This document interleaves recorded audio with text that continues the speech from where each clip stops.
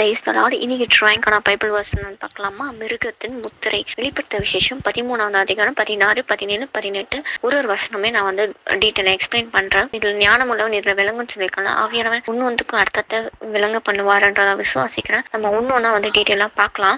16வது வசனத்தை வாசிக்கிறேன். அது சிறியோர், பெரியோர், ஐஸ்வர்யவான்கள், தரித்திர, சுவாதினர், அடிமைகள் இவர்கள் யாவரும் தங்கள் வலது கையிலாவது நெற்றிலாவது ஒரு முத்திரை பெறும்படிக்கு, அதாவது இங்க மிருகத்தின் முத்திரையை பெற்றுக்கொள்ளுறதுக்கு எந்தெந்த செட் ஆஃப் பீப்புள்ஸ் போடுவாங்க அப்படின்றது மென்ஷன் ஆயிருக்கும். ஆனா சின்னவங்க பெரியவருக்கும், ஐஸ்வர்யவானாக்கும், தரித்திரவங்களுக்கும், அடிமையா இருக்கும், சுயாதனை இருக்கிறவங்களா இருக்கும், இவங்க எல்லாருமே மிருகத்தின் முத்திரையை போடுவாங்க. அதாவது வலது கையில இல்லைன்னா நெற்றில ரெண்டுத்துல ஏதாவது ஒண்ணு இந்த மிருகத்தின் முத்திரையை போட சொல்லுவாங்க. இவங்க எல்லாருமே போட்டுப்பாங்க அப்படின்னு சொல்லி ஒரு செட் ஆஃப் பீப்புள் சொல்றாரு. இதுக்கு அப்படியே ஒப்பா இருக்கிற இன்னொரு வசனத்தை வாசிக்கிறேன். 2 நாளாகவும் 15வது அதிகாரம் 13வது வசனம். சிறியோர், பெரியோர், ஸ்திரீ, புருஷன் எல்லாரும் இஸ்ரவேலின் தேவனாகிய கர்த்தரை தேடாதவன் எவனோ அவன் கொலை செய்யப்பட வேண்டும் என்று ஒரு உடன்படிக்கை செய்து, அதாவது ஆசா அரசாண்ட நாட்கள் இது நடக்குது. ஆவியானவர் ஆசா மேல இறங்கி 15ஆம் வருஷம் 3ஆம் மாதத்திலே அவர் எருசலேம் அரசாண ஆரம்பிக்கிறாரு. அப்போ பாத்தீங்கன்னா விக்கிரக தோப்புங்க, விக்கிரக செயல்கள், ஆண்டுக்கு பிரியமில்லாத காரியங்கள் அந்த இஸ்ரவேல் ஜனங்க செஞ்சதுனால இவர் எல்லா விக்கிரக தோப்புகளும் எல்லா கிரியைகளும் திருமணமாக்கி போடுவாரு. ஆனா பாத்தீங்கன்னா மேடைகள் மட்டும் தகர்க்கப்படவே இல்லையா. ஆனா ஆண்டவர் அவங்க ஆசீர்வதிச்சார். ஆண்டவருக்கு பிரியமா இவங்க நடந்ததுனால ஆண்டவரை தேடாத எவனும் கொலை செய்யப்படணும் அப்படின்னு ஒரு உடன்படிக்கை உத்தரவு போடுறாங்க. அது சின்னவங்க இருந்து பெரியவங்க இருக்கும், ஸ்திரீகள், புருஷன், அது யாராலுமே ஆண்டவரை வணங்காதவங்க எல்லாருமே கொலை செய்யப்படணும் அப்படின்னு சொல்லி ஒரு திட்டம் உடன்படிக்கையை போட்டு ஆண்டவருக்கு பிரியமா இஸ்ரவேல் ஜனங்கள் நடத்தும் போது இஸ்ரவேல் ஜனங்களும் கர்த்தரை நோக்கி பார்த்தாங்க. விடுதலையை எல்லாவற்றையும் பெற்றுக்கொண்டாங்க. அப்ப ஆண்டவர் ஆசா அரசாண்ட அந்த நாட்களை கர்த்தரை ஆசீர்வதிச்சு தராது. 35 வருஷம் யுத்தம் இல்லாத நாட்களா ஆண்டவர் ஆசாக்கு ஆசீர்வதிச்சு தராரு. அது அப்படியே அந்த கிறிஸ்து காலத்துல அந்த கிறிஸ்து என்ன பண்ணுவான்னா, அவன் முத்திரையை தரித்து கொள்ளாதவங்க, அவனோட சிலையை வணங்காதவங்க எல்லாரையும் கொலை செய்வான். இது அப்படியே ஆப்போசிட்டா பிசாசனம் நடக்கிறத நம்ம பாக்குறோம். அடுத்து அந்த வசனத்தை தியானிக்கலாம். 17வது வசனம். அந்த மிருகத்தின் முத்திரையாவது அதன் நாமத்தையாவது அதன் நாமத்தின் இலக்கத்தையாவது தரித்து கொள்கிறவன் தவிர வேறு ஒருவரும் கொல்லவும் விற்கவும் கூடாதபடிக்கு செய்தது. அதாவது அந்த பிசாசனோட முத்திரை தான் அந்தி கிறிஸ்துவோட முத்திரை தான். மிருகம் தான் அந்தி கிறிஸ்து. அவனோட முத்திரை தான் அந்த மார்க், அவனோட நாமம், அதாவது அவனோட பேரு, இல்லைன்னா அவனோட நாமத்தின் லக்கம், அதாவது அந்த பேர் ஏற்ற நம்பர். இப்ப எல்லாமே நமக்கு ஆதார் கார்டுல நம்ம பேருக்கு ஏற்ற ஒரு நம்பர் எல்லாம் கொடுத்துட்டாங்க இல்லையா. அந்த மாதிரியா அந்த அந்தி கிறிஸ்துவோட அந்த மிருகத்தினோட நம்பர் அதுதான் 666 666. இப்போ எலான் மஸ்க் சிப் ரெடி பண்ணிட்டு இருக்காங்க. ஆல்ரெடி 2 பேருக்கு பொருத்திட்டாங்க. அதுக்கான செயல்பாடுகள் எல்லாம் சக்சஸ் அப்படின்னு சொல்லி நிறைய இன்ஃபர்மேஷன் கேள்விப்பட்டுட்டே வரும். அதே மாதிரியே அந்த கிறிஸ்து அதுக்கேற்ற மாதிரி அவனுக்கு ஒரு மார்க்கை அதாவது முத்திரை அதை வச்சுப்பான். இல்லைன்னா அவனோட நாமம் அந்த கிறிஸ்துவோட பேரையே வச்சு ஒரு முத்திரையை போட வைப்பான். அப்படியே இல்லைன்னா அவனோட நேம வச்சே ஒரு நம்பர், அதான் 666, இதை வச்சு இது மூணுத்துல ஏதாவது ஒண்ணு வச்சு முத்திரையை போட செய்வான். அது முத்திரையை தரித்து கொள்ளாதவங்க யாருமே விற்கவும் முடியாது, வாங்கவும் முடியாது. ஸோ கட்டாயப்படுத்திடுவான். அந்த அந்தி கிறிஸ்து ஒரு ரூலை கொண்டு வருவான். அதே நம்ம அந்த சிப்பை போட்டுக்கிட்டோம்னா நம்ம பரலோகத்துக்கு போக முடியாது, நரகத்துக்கு தான் போவோம். ஸோ அந்த சிப்பை நம்ம போடவே கூடாது. அவ எனக்கு உதவி செய்வார் அந்த நாட்கள்ல. அடுத்த வசனம். அதிலே ஞானம் விளங்கும். இந்த மிருகத்தின் இலக்கத்தை புத்தி உடையவன் கணக்கு பார்க்க கடவான். அது மனுஷனுடைய இலக்கமாய் இருக்கிறது. அதனுடைய இலக்கம் 666. இதுல ஞானம் விளங்கும். இந்த மிருகத்தினோட இலக்கத்தை புத்தி உள்ளவன் கணக்கு பார்க்க கடவான். புத்தி இருக்க மனுஷன் இந்த மிருகத்தோட நம்பரை கணக்கு பாருங்க அப்படின்னு சொல்லி சொல்றாரு. இது என்னன்னா மனுஷருடைய இலக்கமா இருக்கு, அதாவது மிருகத்தோட இலக்கம், அதாவது நம்பர் ஆஃப் த பீஸ்ட். அடுத்தது மனுஷரோட நம்பர் ஆஃப் த மேன். அந்த மிருகம் அந்த மனுஷன் இல்லையா, அவனோட நம்பரா இருக்கும். அந்த நம்பர் தான் 666. மிருகத்தோட நம்பர் அதே நம்பர் தான் அந்த மனுஷன். அந்த மிருகமா எழும்பி வர மனுஷனுக்கு அவனுக்கு ஒரு நம்பர் கொடுக்கப்பட்டிருக்கு. அந்த நம்பர் தான் 666. புத்தி இல்ல மனுஷன் இந்த கணக்கு பாருங்க அப்படின்னு சொல்லி கணக்கு பார்த்தா நீங்க கண்டுபிடிப்பீங்க அப்படின்னு சொல்லி ஆண்டவர் வேதத்துல கொடுத்திருக்காரு. சோ இப்போ நம்ம அது என்னன்றது கணக்கு பார்க்க போறோம். ஆவியானவர் எனக்கு உணர்த்தினது காமிச்சதை நான் உங்களுக்கு சொல்றேன். நிறைய பேர் இதை குறித்த வீடியோ டீட்டெயிலா போட்டிருக்காங்க. ஹிஸ்டரியில அலசி ஆராய்ஞ்சு நிறைய போட்டிருக்காங்க. ஸோ நம்ம மேலோட்டமா உங்களுக்கு சிம்பிளா ஹிஸ்டரியை கொடுத்து நான் சொல்ல விரும்புறேன். அதை மட்டும் சீக்கிரமா பார்த்துடலாம். ஃபர்ஸ்ட் அந்த மிருகம் எப்படிப்பட்ட மிருகம்ன்றதை பார்த்துக்கலாம். 17வது அதிகாரம் 8வது வசனம். நீ கண்ட மிருகம் முன்னே இருந்தது, இப்பொழுது இல்லை, அது பாதாளத்திலிருந்து ஏறி வந்து நாசம் அடைய போகிறது. உலகம் தோற்றம் முதல் ஜீவ புஸ்தகத்தில் பேர் எழுதப்பட்டிராத பூமியின் குடிகள் இருந்ததும் இராமல் போனதும் இனி இருப்பதுமாய் இருக்கிற மிருகத்தை பார்த்து ஆச்சரியப்பட்டார்கள். அதாவது இந்த மிருகம் வந்து முன்ன இருந்துச்சு, ஆனா இப்ப இல்ல. அது வந்து பாதாளத்திலிருந்து ஒரு நாள் ஏறி வரும். அது வந்து நாசம் அடைய போகிறதா இருக்கும். உலக தோற்றம் முதல் வந்து ஜீவ புஸ்தகத்துல பேர் எழுதிராத அந்த குடிகள், அதாவது ஆண்டவரை ஏற்றுக்கொள்ளாத இருக்க குடி மக்கள் வந்து முன்னந்த காலத்துல இருந்து இப்ப வாழ்ற மக்களும் இப்ப இருக்கிற ஜெனரேஷன் இனி வரப்போற ஜெனரேஷன் எல்லாமே வந்து அந்த மிருகத்தை பார்த்து ஆச்சரியப்படுவாங்களாம். 9வது வசனம், ஞானமுள்ள மனம் இதிலே விளங்கும். அந்த 7 தலைகளும் அந்த ஸ்திரீ உட்கார்ந்து இருக்க 7 மலைகள்லாம். அதாவது ஞானம் உள்ளவனுக்கு இது வந்து புரியும். அது வந்து 7 மலைகள் வந்து ஸ்திரீயாண்டு குறிப்பிடப்படுறது ரோம் நகரம். அந்த ரோம் நகரத்துல மலைகள் இருக்கு. அந்த மலை என்ன சொல்றதுன்னு அடுத்த வசனம் படிக்கிறேன். அவைகளின் 7 ராஜாக்கள். 7 மலைன்றது 7 ராஜாக்கள். அவர்கள் 5 பேர் விழுந்தார்கள். ஒருவன் இருக்கிறான், மற்றவன் இன்னும் வரவில்லை. வரும்போது அவன் கொஞ்ச காலம் தரித்திருக்க வேண்டும். அதாவது அந்த 7 ராஜாக்கள் 5 பேர் வந்து விழுந்து போயிட்டாங்க. மீதி ஒருவன் வந்து இருக்கிறான், மற்றவன் இன்னும் வரல.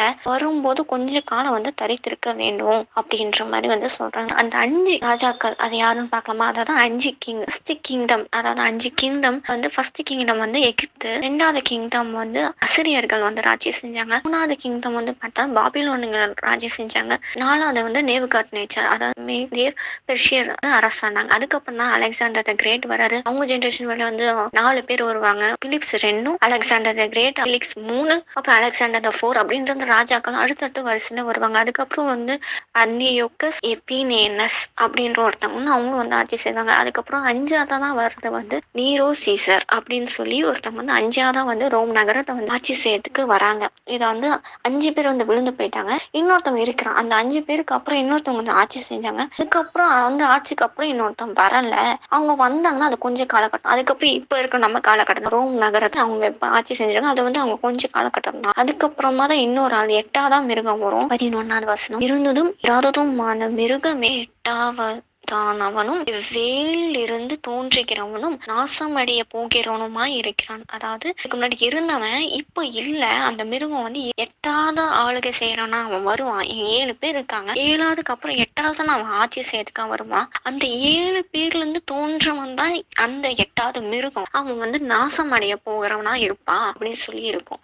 இப்ப நம்ம வந்து இந்த வந்து 5 இது பார்த்தோம். 6வது ஆட்சி செஞ்சு கொண்டு இருக்காங்க. அது இன்னொருத்தவங்க வந்து வரல. பின்னாடி வந்தாலும் கொஞ்சம் காலகட்டத்தில் வந்து 5 பேர் ஆட்சி செஞ்சாங்க. 6வது ஒருத்தவங்க அதுக்கப்புறம் ஆட்சி செஞ்சாங்க. 7வது ஒருத்தவங்க வரல. வந்தாலும் அது கொஞ்சம் காலம். அது இப்போ ரோம் நகரத்தை ஆட்சி செய்யறாங்க. அவங்க வந்து ஆட்சி செஞ்சுட்டு இருக்காங்கன்னா அவங்களோட நாட்கள் தான் அது கொஞ்சம் நாள். அதுக்கப்புறம் 8வது மிருகம் தான் வரும். அந்த 8வது மிருகம் இந்த 7 பேர்ல இருந்து ஒருத்தவங்க தான் இந்த கிறிஸ்துவ வந்து 8ஆவதா வந்து ஆளுகை செய்வான் அப்படின்னு சொல்லி இருக்கும். சரி, இப்ப இந்த இதுல 7 கிங்டம் உடைய வந்து பாத்தீங்கன்னா வந்து அந்த நெட்ல போட்டு பார்த்ததுல வந்து 5ஆவதா ரூல் பண்ணாங்களா வந்து அந்த மிருகத்தின் லக்கத்தை வந்து கணக்கு பார்க்க காட்டுவான்னு சொன்னா 5ஆவது ராஜாவா வந்து ஆளுகை சேர்ந்தா அவங்களோட தான் வந்து மேட்ச் ஆகும். அதை வந்து நான் இங்க காமிக்கிறேன். வந்து பாத்தீங்கன்னா வந்து ஹீப்ரூல ஆல்பா நியூமெரிக்கல் வந்து சார்ட் இருக்கும். அதுல வந்து உங்களுக்கு ஏத்த நம்பர் லெட்டர்ஸ், அதுக்கேற்ற நம்பர்ஸ், அதுக்கேற்ற மாதிரி நீங்க வந்து கால்குலேட் பண்ணி ஒருத்தவங்களோட பேருக்கு ஏற்ற வந்து நம்பரை வந்து நம்ம வந்து மேட்ச் பண்ணி வந்து போட முடியும். அது அப்படியே இங்க காட்டுறேன். சீசர் அவங்களோட நம்பரையும் இங்க வந்து கால்குலேஷன்ல இருக்கும். அவங்களோட ஹீப்ரூ மொழிக்கு ஏற்ற மாதிரி ஒரு கால்குலேஷன். அதுல பாத்தீங்கன்னா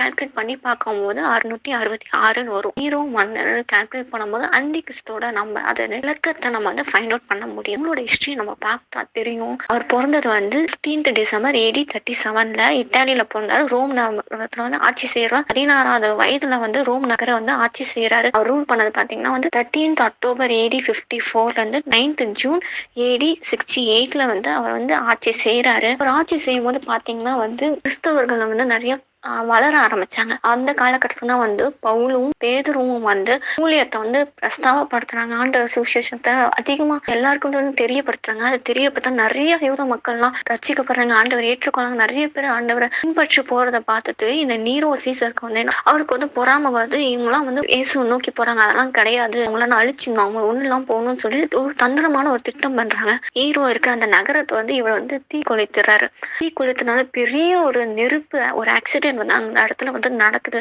இவரு வந்து இவருக்கும் அந்த தீக்கும் அந்த சம்மந்தம் இல்லாத மாரி இவரு போய் காட்டுல போய் ஒளிஞ்சுக்கிறாரு. ஒளிஞ்சுட்டு அப்புறம் கொஞ்ச நாள் கழிச்சு வந்து பார்க்கும்போது, "அச்சோ! இப்படி தீ பத்தி எரியுதா? இவங்களுக்கெல்லாம் நான் வந்து அடைக்கலமா நான் வந்து அடைக்கலம் குடுக்குறேன்" அப்படின்னு சொல்லி நல்லவன போல தன்னைய வந்து காமிச்சுட்டு அந்த இருக்க மக்களுக்கு வந்து நல்லவனா வந்து நடிச்சிட்டு இருக்காரு. அப்படி நடிச்சிட்டு இருக்கும்போது பார்த்தீங்கன்னா வந்து ஒரு பொய்யான குற்றச்சாட்டு வந்து கிறிஸ்தவருக்கு வைக்கிறாங்க. இந்த மாரி இவங்க கிறிஸ்தவனால தான் இப்படி வந்து தீ வந்து ஆச்சு. இவங்க தான் காரணம். இவங்கள அழிக்கணும், ஒழிக்கணும். யூத மக்களே இருக்கக்கூடாது அப்படின்னு சொல்லி அவங்க வந்து திட்டம் போடுறாங்க. எனக்குன்னு ஒரு நகரத்தை நான் உருவாக்கிக்கணும். என்னோட சிலையை நான் வைக்கிறேன். என்னோட சிலையை இவங்க எல்லாரும் வணங்கணும் அப்படின்னு சொல்லி அவன் என்ன பண்றான்? காரியங்கள்லாம் செஞ்சுட்டு யூத மக்களை கிறிஸ்தவ மக்களை பயங்கரமா வந்து கொலை செய்யறான். அதுலதான் பேதுருவையும் கொலை செய்யறாரு. தலைகீழா வந்து சிலுவையில தொங்க வச்சு பேதுருவையும் வந்து கொடூரமா கொலை செய்யறான். இவரோட ஸ்பிரிட் தான் வந்து அந்தி கிறிஸ்து மேல, அதாவது ஒரு மனுஷன் மேல வந்து இறங்கி அவன் அந்தி கிறிஸ்து வந்து செயல்படுவான். அதுதான் அந்த மிருகம் ஒண்ணு இருந்துச்சு. ஆனா இப்ப இல்ல. ஆனா அது வரப்போகுது. அதுவும் இந்த 7 ராஜாக்கள் இருந்து தோன்றதான் அது இருக்கும் அப்படின்னு சொல்லி நம்ம வசனம் வாசிச்சோம் இல்லையா? அந்த இதுதான் வந்து நியூரோ சீசர். அவரோட ஸ்பிரிட் தான் வந்து இந்த அந்தி கிறிஸ்து 7 வருஷம் காலத்துல வந்து ஒருத்தவங்க மேல இறங்கி அவன் வந்து ஆட்சி செய்வான்.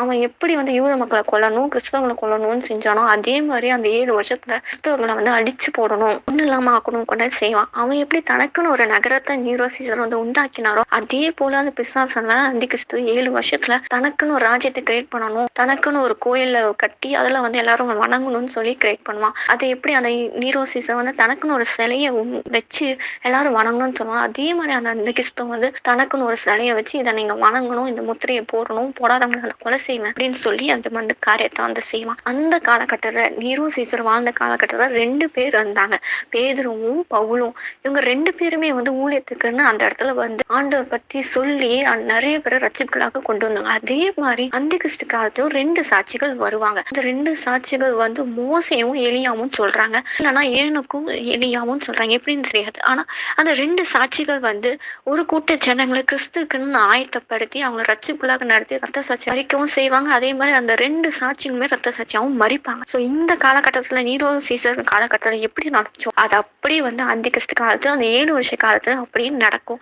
ஸோ இது வந்து அப்ப இருந்தவன் வந்து ஆளுகை செய்ய போறதில்ல. அவனோட ஸ்பிரிட் நீரோ சீசர், அவனோட ஸ்பிரிட் வந்து 7 வருஷத்தை அந்த கிறிஸ்து காலத்துல வந்து வந்து ஆளுகை செய்து நிறைய மக்களை வந்து கொடூரமா கொலை செய்ய போறான். ஸோ நம்ம வந்து இப்பவே நம்ம உறுதியா இருக்கணும். அந்த உபத்திர காலம் வருது, ஒருவரும் கிரியை செய்ய முடியாத ஒரு ராக உபத்திர காலம் வந்து வந்துட்டு இருக்கு. அதுக்கு இப்பவே நீங்க ஆயத்தமா இருங்க. முதல்ல நம்ம வருகையில ஆயத்தமா இருக்கணும். எப்படி இருந்தாலும் வருகையில போயிடணும் அப்படின்னு சொல்லி பண்ணி விழுத்திருக்க பிள்ளைங்களா நம்ம காணப்படும். அதுக்கப்புறம் யாரெல்லாம் ஆண்டவர் வந்து குறிப்பிட்ட ஜனங்கள் ஆண்டவர் வந்து அந்த ட்ரிபுலேஷன் உபத்திர காலகட்டத்தில் வச்சிருப்பாங்க. அந்த உபத்திர காலத்துல இருக்கிறவங்க ஆண்டு உங்களுக்கு வெளிப்பட்டு இருந்தாங்களா, இப்ப இருந்தே நீங்க ஆயத்தப்படுங்க. அந்த மிருகத்தின் முத்திரையை நம்ம தரித்துக் கொள்ளக்கூடாது, உறுதியா கர்த்தருக்குள்ள நிக்கணும். ரத்த சாட்சியா ஆண்டு உங்களை நியமிச்சு வச்சிருந்தா அதுக்கும் நீங்க ஒப்பு கொடுங்க. ஆண்டவரே நான் ரத்த சாட்சியாவும் மறிக்கணும், நீங்க செத்து வாங்கிட்டு ரத்த சாட்சியா மறிக்கிறேன், என்ன அதுக்கேற்ற மாதிரி ஆயத்தப்படுத்துங்க. நான் அந்த மிருகத்தின் முத்திரையை தரித்து கொள்ளாத பிள்ளையா நான் உங்களுக்குள்ளாக நினைத்து நிற்கணும். ஏசப்பா எனக்கு உதவி செய்யுங்க. ஆண்டவரே ஏசப்பா நெஞ்சுக்கு உங்களுக்குள்ள நினைத்து இருக்க எனக்கு கிருபை தாங்க. பிசாசுக்கு எதிர்த்து நிற்க எனக்கு உதவி செய்யுங்க. ஆண்டவரே ஏசப்பா எனக்கு கிருபை செய்து நடத்துங்க. இப்ப வந்து என்னை வந்து ஆயத்தப்படுத்துங்க. உங்க வருகையில போற பிள்ளைன்னா நான் முதல்ல இருக்கணும். ஒருவேளை என்னை நீங்க இந்த உபத்திர காலத்தை கடந்து வந்து நியமிச்சு வச்சீங்கன்னா அதுக்கும் எனக்கு பழக்க வைங்க. ஆண்டவரே ஏசப்பா நான் வச்சு உங்க கடவுளை ஒப்பு கொடுத்துட்டேன், உங்க சித்தப்படி என் வாழ்க்கை நடத்துங்க ஆமீன் அப்படின்னு சொல்லி ஆண்டவர்கிட்ட ஒப்பு கொடுத்து வருகிற நாட்கள் எல்லாமே வருகைக்கு ஃபர்ஸ்ட் ஆயத்தமாகும். அதுக்கப்புறம் உபத்திர காலத்துல ஆண்டவர் உங்களை நியமிச்சு வச்சிருந்தா அந்த உபத்திர காலத்துக்கு நீங்க ஆயத்தமா இருங்க. மிருகத்தின் முத்திரையை தரித்து கொள்ளாம இருக்கிறதுக்கும் நீங்க உறுதியா விசுவாசத்தோட உறுதியா நிக்கிறதுக்கும் ஆயத்தமா இருக்கணும். ஆண்டவர் சமூகத்துல எப்போதுமே ஜெபம் பண்ணி விழுத்திருக்கலாம் நீங்க காணப்படணும். எப்போதுமே ஆண்டவர்ல பற்றி கொண்டு வாழ்கிற பிள்ளைங்களா இருக்கணும். அவையானவர் இந்த வார்த்தைகளை உங்களுக்கு வந்து புரிய வைத்திருப்பான்னு நம்புறேன். ஆண்டவர் வந்து நாளை முழுவதும் இதுல கணக்கு பார்க்க கடவான்னு சொல்லி கொஞ்சமா மேலோட்டமா நான் சொல்லியிருக்கேன். அது உங்களுக்கு வந்து புரிஞ்சிருக்கும்னு நம்புறேன். இன்னும் மேலும் மூலமா ஆவியானவர் இது கொடுத்த ஞானத்தை ஆண்டவர் கொடுத்து உங்களுக்கு நடத்துவான்ற விசுவாசிக்கிறேன். ஆண்டவருக்குள்ள உறுதியா வந்து வருகையில நம்ம எடுத்துக்கொள்ள பிள்ளைங்களா காணப்படும். பிசாசுக்கு எதிர்த்து நின்று முத்திரை போடாத பிள்ளைங்களா இருக்கு. ஆண்டவர்கிட்ட கிருபை கேட்போம். ஆமென்.